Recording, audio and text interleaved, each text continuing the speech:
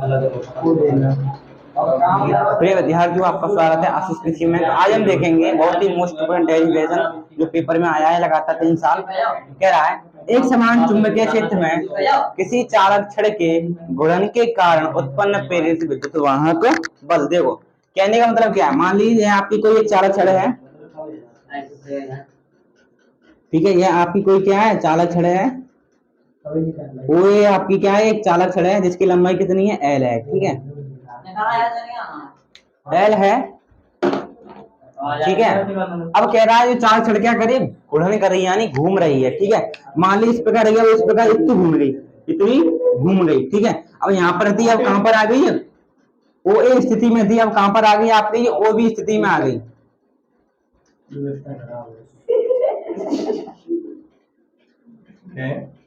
कहां पर आ गई आपकी, अब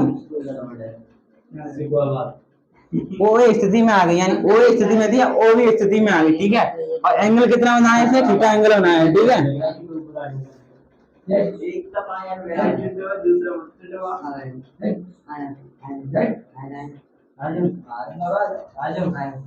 ध्यान पूर्वक देखेंगे, आपकी ओ ए स्थिति में आपकी चालक छड़ रखी थी एल लंबाई की, ठीक है, और यहाँ पर रखी थी, अब इतनी घूमी जी, इतनी घूमी, अब ओ स्थिति से ओ बी स्थिति में आ गई, तो यहाँ से इतना घूमे में कितना प्रेरित विद्युत वाहक उत्पन्न हुआ वह आपको बताना है। देखो मैंने आपको अभी बताया था, जब कोई चालक छड़ एक समान चुंबकीय क्षेत्र में गति करती है तो क्या उत्पन्न होता है, प्रेरित विद्युत वाहक उत्पन्न होता है। जब सीधी चल रही है तो प्रेरित विद्युत वाहक उत्पन्न है, लेकिन ये क्या कर रही है, घूम रही है, घूम रही है, चल रही है, सीधी सी बात है, तो इसके कारण प्रेरित विद्युत वाहक उत्पन्न होगा, वही आपको क्या करने है, गणना करनी है। देखो अब मैं आपको एक बात बताना चाहूंगा, जब हम सीधे सीधे चलते हैं तो हमें वेलोसिटी आती कौन सी वाली, रेखीय वेलोसिटी।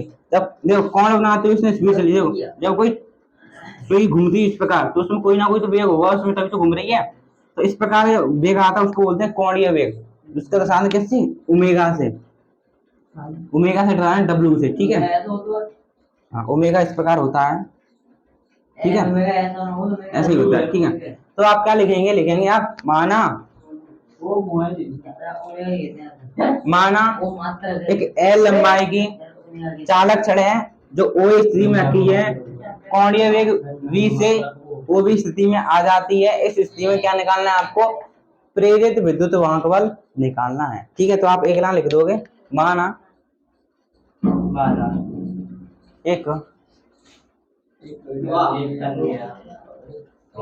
एल लंबाई की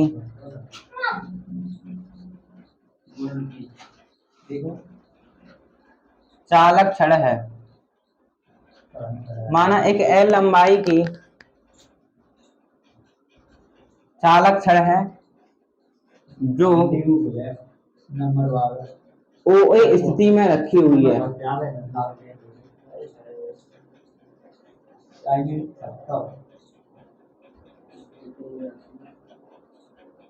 ओ ए स्थिति में रखी हुई है, आपको दिखाई दे रहा है, ठीक है। कोणीय वेग ओमेगा के प्रभाव से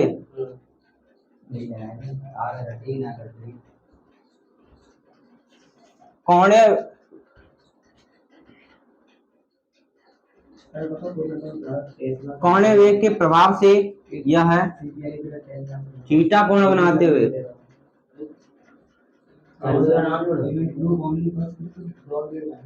बनाते हुए वो भी स्थिति में आ जाती है,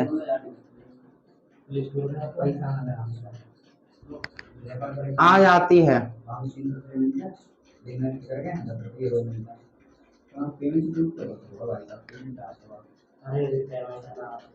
इस स्थिति में हमें क्या करना, इस स्थिति में प्रेरित विद्युत वाहक बल की गणना करनी है।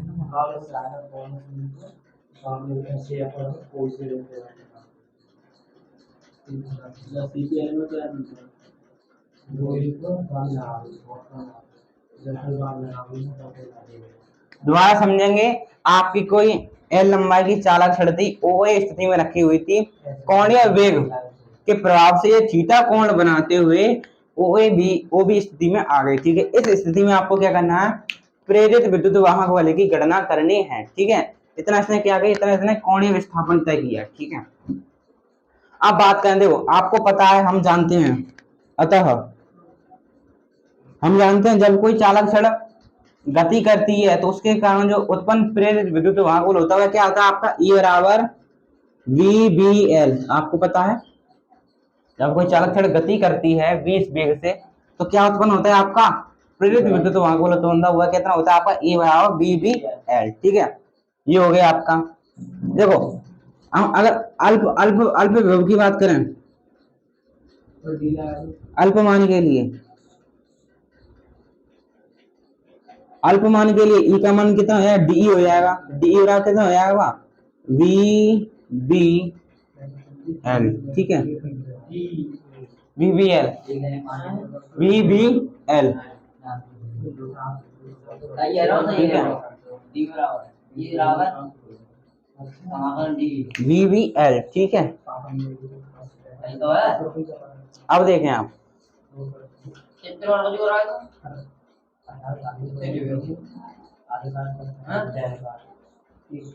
ठीक है, अब मैं अल्पमान के लिए एल को भी तो डीएल करना पड़ेगा। ठीक है, ठीक है, अब देखें आप, हाँ देखो यहाँ पर वेग कौन सा है, यहाँ पर दो प्रकार के वेग होते हैं, एक होता है रेखीय वेग, एक होता है कोणीय वेग। जब चालक छड़ तुम्हारी सीधी सीधी दिशा में चल रही थी तब तो आप उसके पास रेखीय वेग यानी कि v। अब जब आपकी चालक छड़ क्या इस प्रकार घूम रही है तो इस स्थिति में कौन सा वेग आ जाता है, कोणीय वेग, और इसको दर्शाते हैं किससे, हम ओमेगा से। ठीक है, किससे, ओमेगा से, यानी v को किससे बदलना पड़ेगा, v क्या है आपका रेखीय वेग, इस रेखीय वेग को किससे बदलना पड़ेगा मुझे, कोणीय वेग में। ठीक है, तो एक सूत्र होता है 11वीं क्लास में बताया जाता है, जो आपका रेखीय वेग है, रेखीय वेग यानी कि v कोणीय वेग के बराबर होता है, कब, रेखीय वेग बराबर होता है कोणीय वेग, कोणीय वेग। जब इसमें आप क्या करो, r का मल्टीप्लाई कर दोगे तब रेखीय वेग कोणीय वेग के बराबर होगा, जब r का आप इसमें क्या कर दोगे, मल्टीप्लाई कर दोगे। यानी हम कह सकते हैं v बराबर कितना होगा आपका, r इंटू ओमेगा। ठीक है, यहाँ पर r के लिए कौन काम कर रहा है, l काम कर रहा है, आगे आप क्या लिख लोगे, l लिख लोगे। ठीक है, तो v बराबर आप सिंपली क्या लिख दोगे, आप v बराबर लिख दोगे यहाँ पर क्या, l ओमेगा। ठीक है, तो वो तो अल्प हो गया ना। ठीक है, तो आप यहाँ डी बराबर कितना हो गया आपका, डी बराबर omega l b d l. ठीक है, ये हो गया आपका। बस आपको पहले ही आपको दिखाई दे रहा है। अब हम क्या करेंगे, इसका समाकलन करेंगे, ये तो कम है ना, अल्प है, हम कंप्लीट काम करने क्या करेंगे, इसका अवकलन करेंगे, मतलब समाकलन करेंगे किसके सापेक्ष, एल के सापेक्ष। ठीक है, इतना नोट करना था आपका। तो अब आप देखेंगे ये आपका अल्प प्रेरित विद्युत वाहक निकल के आया। ठीक है, अब इसका हम क्या कर देंगे, पूरे विद्युत वाहक के लिए क्या करेंगे, इसका अब समाकलन कर देंगे। क्या करेंगे, समाकलन करने पर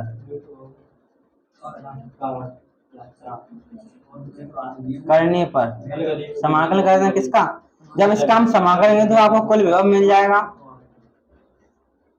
कहां से करोगे आप, 0 से लेके एल तक करोगे, क्यों, क्योंकि यहाँ पर आपको एल दिखाई दे रहा है, एल के सापेक्ष। ठीक है, डी का मान लगाना है यहाँ पर ओमेगा और बी को बाहर रखें।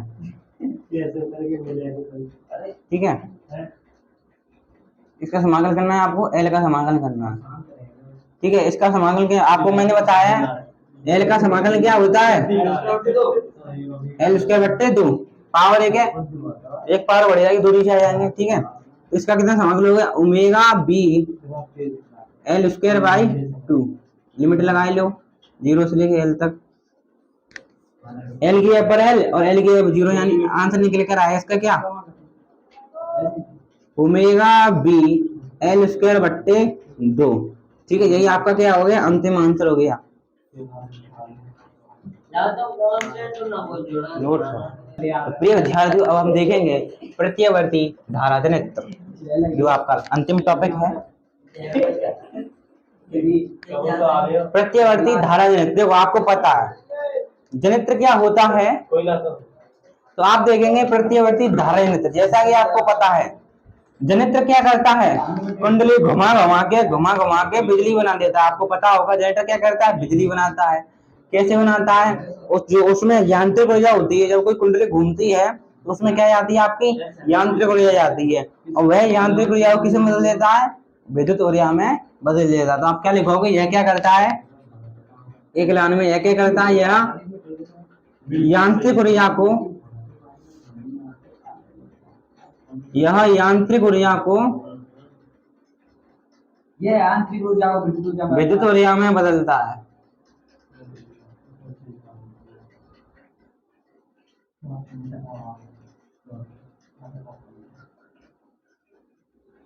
बदलता है, ठीक है। इसके सिद्धांत की हम बात करें,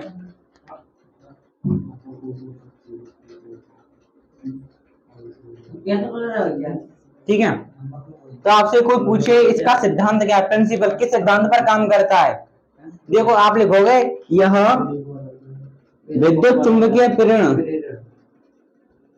यह विद्युत चुंबकीय प्रेरण के सिद्धांत पर कार्य करता है, के सिद्धांत पर कार्य करता है।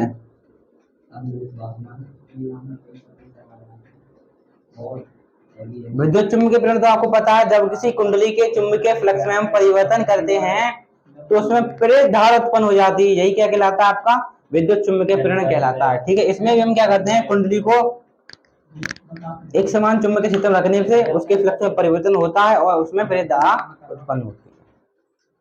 सिद्धांत क्या हो गया इसका, यह विद्युत चुंबकीय प्रेरण के सिद्धांत पर कार्य करता है, ठीक है। इसकी हम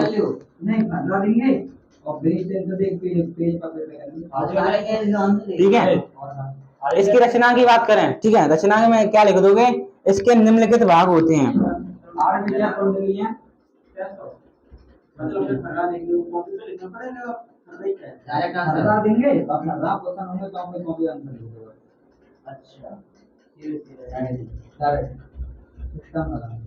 इसके निम्नलिखित भाग होते हैं,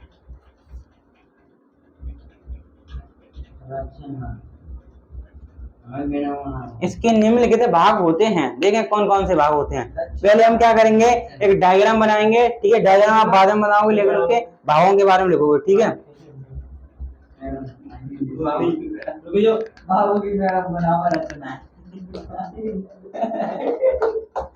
मेरा भाई मेरा नाम रचना है, बोलेंगे बोले रचना ले लेंगे कोई बता देंगे ऐसे अलग-अलग बोलते हैं, सुनाई करते हैं, कोई ना खाता सब ऐसे चुपचाप बैठेगा, बोलो ना ऐसा खा ले हो और मैडम बन जाएंगे।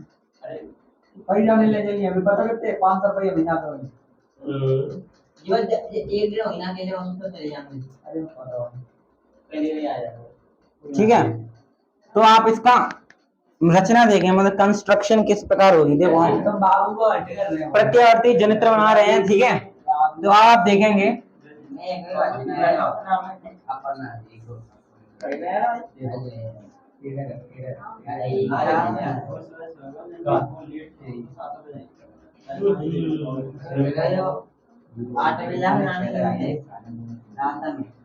ठीक है,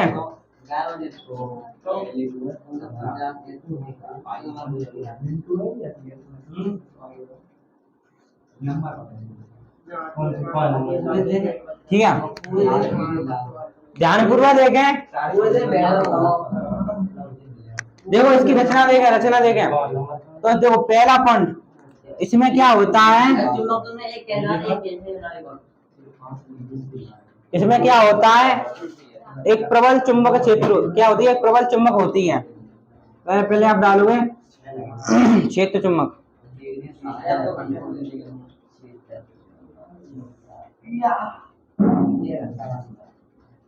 ठीक है। देखो ध्यानपूर्वक देखेंगे, इसमें क्या होता है, एक प्रबल चुंबक होती है जिसके दो ध्रुव होते हैं N व S, बहुत भारी वाली चुंबक होती है जिसको हम बोलते हैं क्षेत्र चुंबक, ठीक है, जिसके दो ध्रुव होते हैं N व S, इसी ठीक है, लेकिन आप देखोगे तब पूरी होती है, ठीक है, दिखाने के लिए इस प्रकार दर्शाएंगे, ठीक है, ठीक है। तो आपकी ये क्षेत्र चुंबक होती है, इसके दो ध्रुव होते हैं N व S, इन ध्रुवों के बीच में हम क्या रखते हैं, एक आयताकार कुंडली को रखते हैं, क्या रखते हैं हम, एक आयताकार कुंडली को रखते हैं।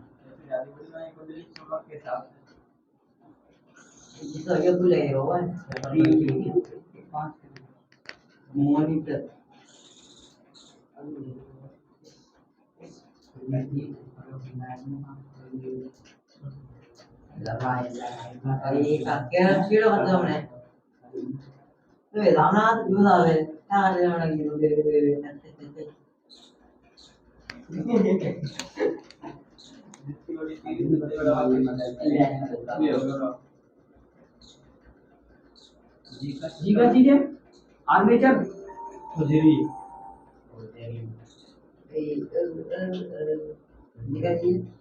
मुझे मुझे अरे तुमने बोला टेढ़ी बना दी, टेढ़ी हो जाएगी तो मैं करेगा ना बात हुआ ही नहीं है, टेढ़ी है भैया, हुआ ही नहीं। मुझे का बैनिंग है जो था पे अरे भाई नहीं ना अरे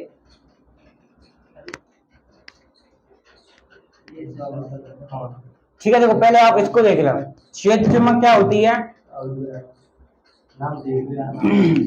देख लें आप। इस कुंडली का नाम है ए बी सी डी, ठीक है।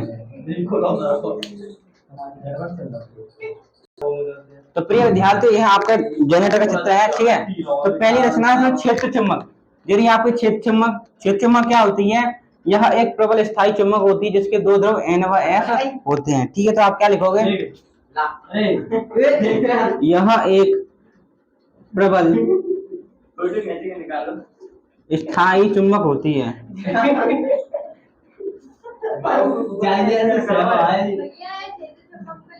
हाँ।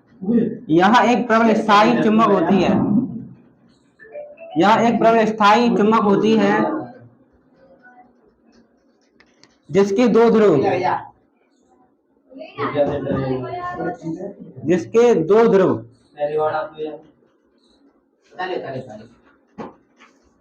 N व S होते हैं,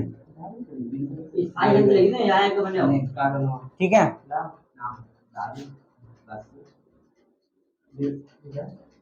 यह एक प्रबल स्थायी चुंबक होती है जिसके दो ध्रुव N व S होते हैं, ठीक है। दूसरी क्या है आपकी, ये कुंडली ABCD आपको दिखाई दे रही है, इसको बोलते हैं आर्मेचर। क्या बोलते हैं इसको, आर्मेचर। ABCD आयताकार कुंडली को हम क्या बोलते हैं, आर्मेचर बोलते हैं, ठीक है। इसके बारे में लिखेंगे, क्या लिखेंगे, यह एक ABCD आयताकार कुंडली होती है,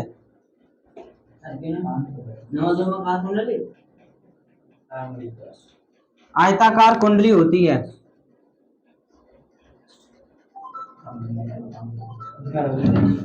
यह एक ABCD आयताकार कुंडली होती है जो तांबे के तार लपेट कर बनाई जाती है,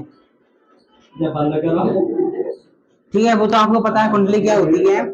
यह एक ABCD आयताकार कुंडली होती है जो चुंबक के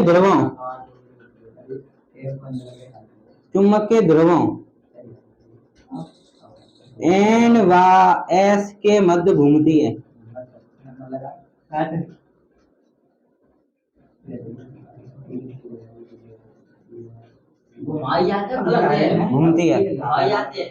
घूमती है। यह एक ABCD आयताकार कुंडली होती है जो चुंबक के ध्रुवों N व S के बीच में क्या होती है, घूमती है, ठीक है। अब तीसरा है आपका सर्फी वलय। सर्फी वलय व डालें आप क्या, ब्रुश। देखो सर्फी वलय क्या बोलते हैं, ये आपको वृत्ताकार छल्ले दिखाई दे रहे हैं, इन्हीं को क्या बोलते हैं, B1 B2, ठीक है। B1 B2 ये आपके क्या कहलाएंगे, सर्फी वलय।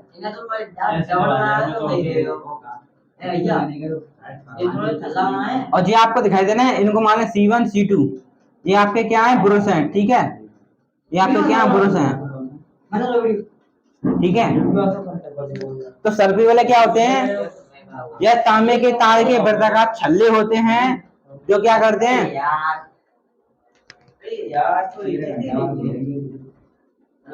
यह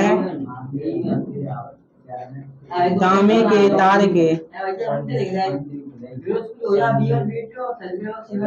यह तांबे के तार के, यह तांबे के तार के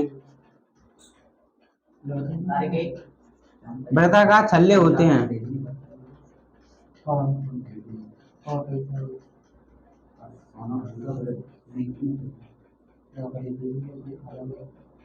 यह तांबे के तार के वृत्ताकार छल्ले होते हैं जो क्या करते हैं, एक दूसरे को स्पर्श नहीं करते हैं। देखो तू है जो एक दूसरे को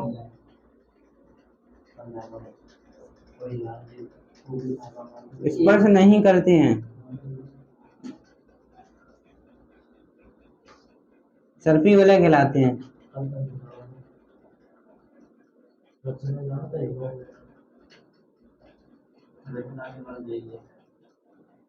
सर्पी वलय कहलाते हैं, ठीक है। अब ब्रश की बात करें, देखो ये सर्पी वलय आपके ब्रश के ऊपर फिसलते हैं, यानी सर्पी वलय को फिसलवाने के लिए ग्रेफाइट के बने होते हैं आपके ब्रश, ठीक है। तो सर्पी वलय को फिसलवाने के लिए इनका प्रयोग करते हैं किसका, ब्रश का, ठीक है। जो आपको रिंग दिखाई दे रही गोल गोल सर्पी वलय ब्रशों के ब्रश से चिपट के कुंडली घूमेगी तो इस प्रकार नहीं घूमेगी, तो छल्ले हैं इसके ऊपर घिसाएंगे, किसके ऊपर, इसके ऊपर फिसलेंगे ब्रश के ऊपर, ठीक है।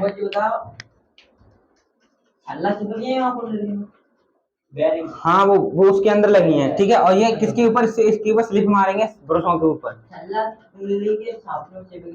हाँ ब्रश उसके टच में सरक सरक के निकलेंगे, ठीक है। तो आप क्या लिखोगे, सर्पी वलय को फिसलवाने के लिए, सर्पी वलय को फिसलवाने के लिए, सर्पी वलय को फिसलवाने के लिए, सर्पी वलय को फिसलवाने के लिए ग्रेफाइट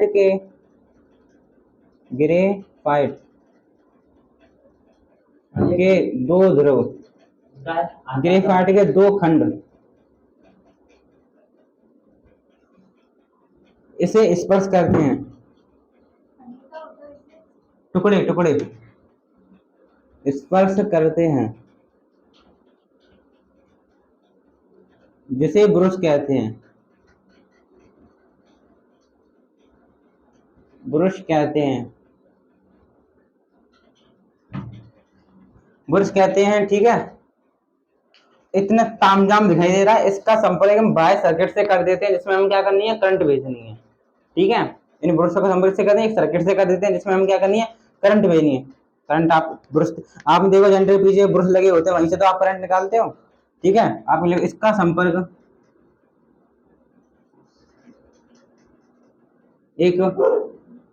इसका संपर्क बाह्य परिपथ से कर देते हैं,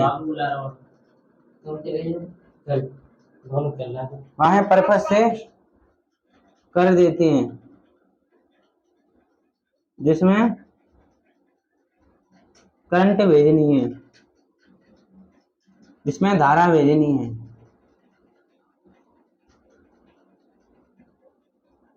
इसमें धारा भेजनी है, ठीक है। आई होप इतना आपको समझ में आया होगा, नोट करेंगे। प्रिय विद्यार्थियों, आज के लिए इतना ही, थैंक यू।